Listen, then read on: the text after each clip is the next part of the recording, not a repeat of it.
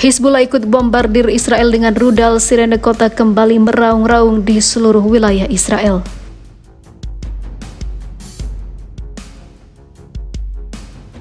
كان لابد من السير في هذا المسار الاستراتيجي واستكمال حلقة الانتفاضات والثورات والمقاومة وتتويجها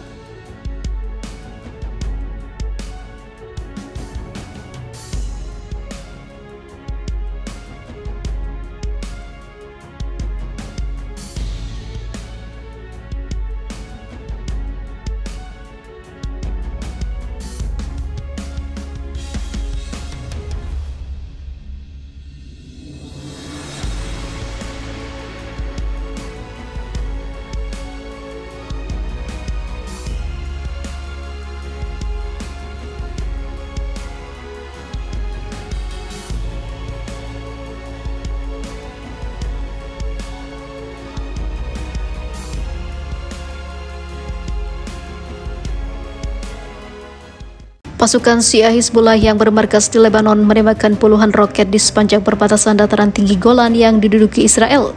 Sirene kembali meraung-raung untuk mengingatkan warga segera mengevakuasi diri. Melansir dari Washington Post, pada Minggu Hizbullah menyebut serangan itu sebagai solidaritas dengan perlawanan Palestina. Mereka mengatakan posisi Israel secara langsung terkena serangan.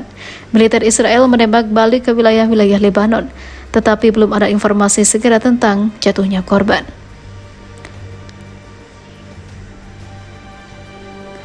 Tentara Israel menyebut serangan berasal di sisi perbatasan Lebanon, rudal dan serangan darat dengan artileri dikerahkan di sana.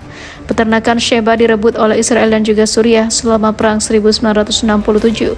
Namun Lebanon menganggapnya dan bukit-bukit Kafr Qaubah di dekatnya sebagai wilayah Lebanon. Dataran tinggi Golan juga dianeksasi oleh Israel pada tahun 1981. Sebelumnya Hamas juga menembakkan rudal ke Israel yang menghabisi ratusan orang sejak kemarin.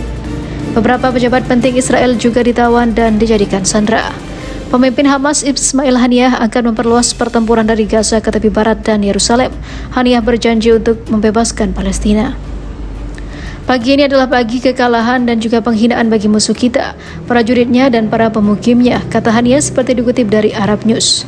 Haniyah mengkritik negara-negara Arab yang selama ini lemah dan tidak dapat memberikan perlindungan kepada warga Palestina dari kekejaman Israel. Dia menyayangkan banyak negara Arab yang ingin menormalisasi hubungan dengan Israel. Semua perjanjian normalisasi yang ditandatangani dengan Israel itu tidak dapat menyelesaikan konflik Palestina, ungkapnya.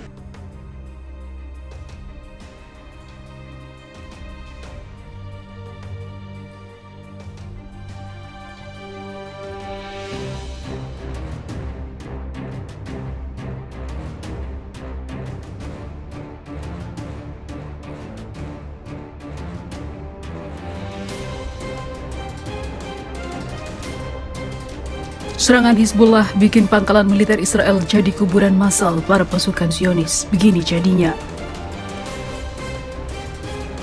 Hizbullah menjadi pasukan yang sangat ditakuti oleh para tentara Israel.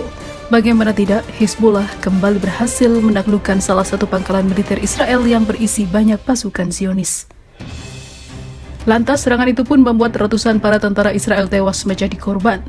Hal ini mengguncang pemerintahan Israel, apalagi mereka juga dalam masalah serius dalam internal kepemimpinan Israel sendiri, yang mana ratusan ribu orang fokus untuk menggulingkan Netanyahu.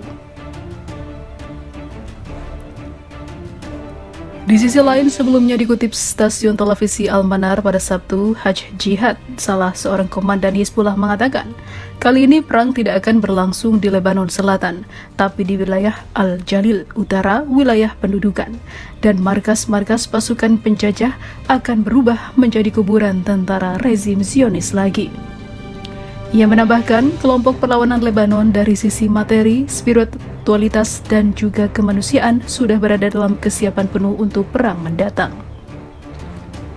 Menurut Haj Jihad, persiapan dan peralatan yang diperlukan untuk merealisasikan janji Sekjen Hizbullah, Syahid Hasan Nasrallah sudah siap, dan dunia akan menyaksikan secara langsung kekalahan pasukan rezim Zionis dalam pertempuran mendatang.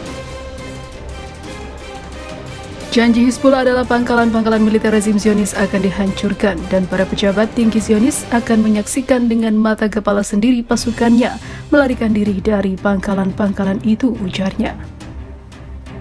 Sebelumnya, Menteri Perang rezim Zionis Yoav Galan mengklaim bahwa Israel dapat mengembalikan Lebanon ke zaman batu, ungkapnya.